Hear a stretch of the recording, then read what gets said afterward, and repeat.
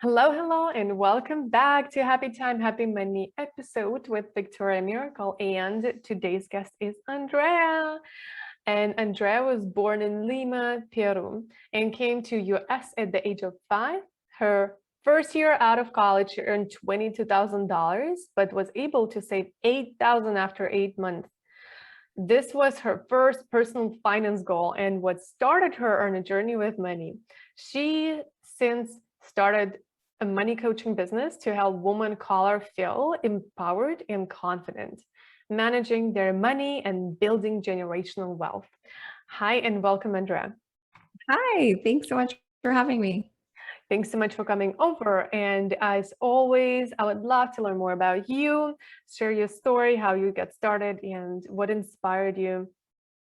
Yeah, so that was a little bit of like a Cliff Notes version of my story.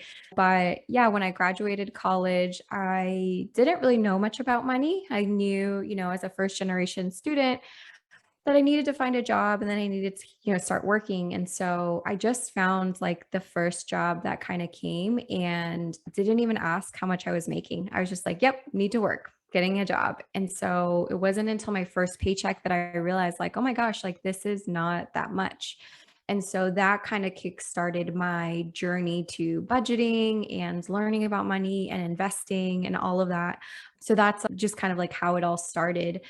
It wasn't until 2 years ago or maybe July of 2020 that I officially was like, "Hey, like, I can do this in a way where I help women, specifically women of color, like, just become comfortable with money, talking about money, like, just their finances." And so I started a coaching business that now helps women, yeah, just become more comfortable with the idea of managing money and like building wealth. So, yeah, that's a little bit about me.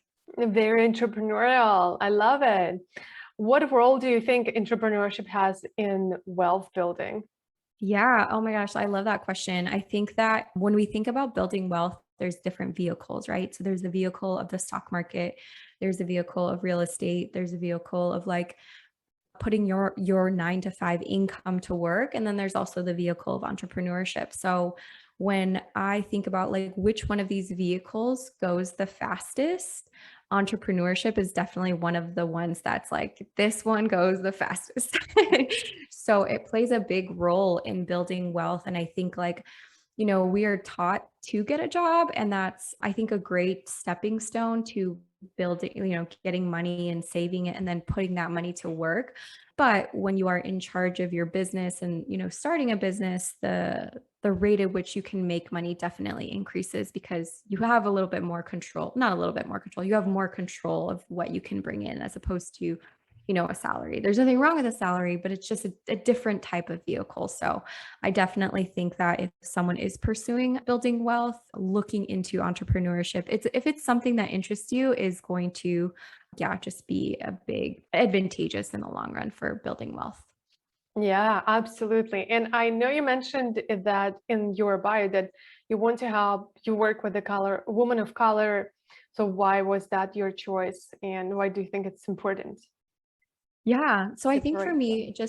I resonate, obviously, like I'm Hispanic. I grew up in a household, immigrant family, and we weren't like my parents didn't really have much. We always had enough, but we didn't have, like an abundance of just five luxuries. And so money wasn't really talked about. All I heard was like we're tight or we have to like, we don't, yeah, we're just tight on things. And so I think that for my specific community, like the Hispanic community, I just have a heart for like really empowering those women to not just save or not just, get good at like saving, which is what is communicated in our communities, but rather like step into, okay, how do I make my money work for me? How do I do this? And there's also like another big reason I have a heart for it is there really is a wage gap, right? Like there is a disparity between like what women of color make and like women make, and then what white women make and like white men make. And so I think for me, I just want to not just say, hey, it's possible for you to build wealth to women of color, but also like empower them to like just show up powerfully, not ashamed. I think a lot of times the message for us is like, be content or be grateful. And it's like, you can be grateful and still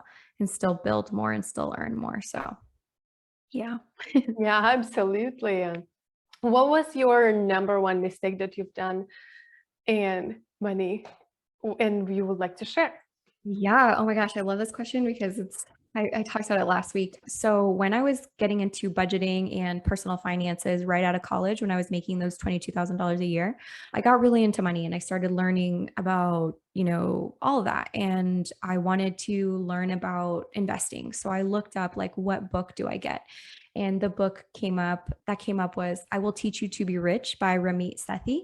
And so I put it in my Amazon cart and I was about to hit buy and I didn't buy it because I freaked out. I was like, I share this Amazon account with a bunch of people. They're going to see that I'm going to buy a book called I Will Teach You to Be Rich. They're going to think I'm greedy. They're going to think I'm like, this like bad person. And so I didn't buy the book. And I was 22 years old at the time. And it was like, in retrospect now, I'm like, oh my gosh, like, wow, this was a tangible moment where my beliefs about money and rich people really impacted my decisions. And I didn't end up getting that book. I just like put it away. I didn't start investing for another 5 years, which is a big deal. And so it was like one of the, money mistakes, quote unquote, that I made that really cost me a lot. And so it would, like looking back at that, it helps me realize like there are money beliefs that do hold you back. That was a very tangible one for me. And so if anybody's listening and like, is aware of some of the beliefs you have about money and rich people and wealth, it's good to explore those because they likely are coming up in different areas of your life. I just happen to like see it in retrospect and like kind of have like a, oh wow moment. So Yeah, wow. I got also introduced like to stocks. I remember like 20 something, and my friend recommended me to buy like Apple, Google, Amazon when they were like $100. Like Amazon was $50 or something. And I was like, oh, I don't know if I can do this. Like, well, what do I need to do to buy them? Like, what's gonna happen if I divorce? And like, he's gonna get all my money? And I'm like, oh no, no, no, I'm not gonna do anything. And I haven't started investing till I was like 28 or something. It's crazy. And if I invest that time, I could have made like so much money more. yeah. Anyway, I want to ask you a last question that I ask everybody on this podcast is for you to finish the sentence, filling the blank. And it sounds like this. If you really knew me, you will know that I am blank.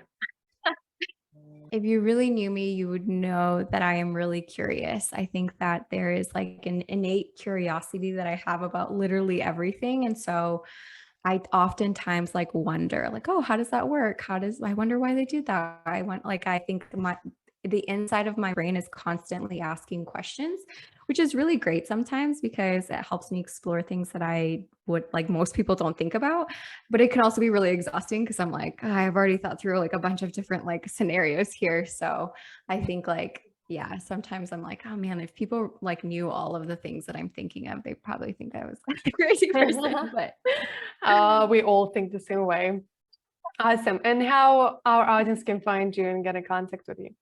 yeah. So if you guys want to connect with me on Instagram, it is at building.gen.wealth and we can hang out there. And yes, if you're watching or listening to this episode, we will link everything in the episode page notes. That just scroll down and you will get to, you will see the link. So click there and there's going to be all contact information that we mentioned, any links here as well. Thank you so much, Andrea, for coming and sharing your knowledge. And thank you so much for watching or listening. Don't forget, review, rate, and subscribe, share with your friends. And I will see you next time. Bye. Bye. Thank you.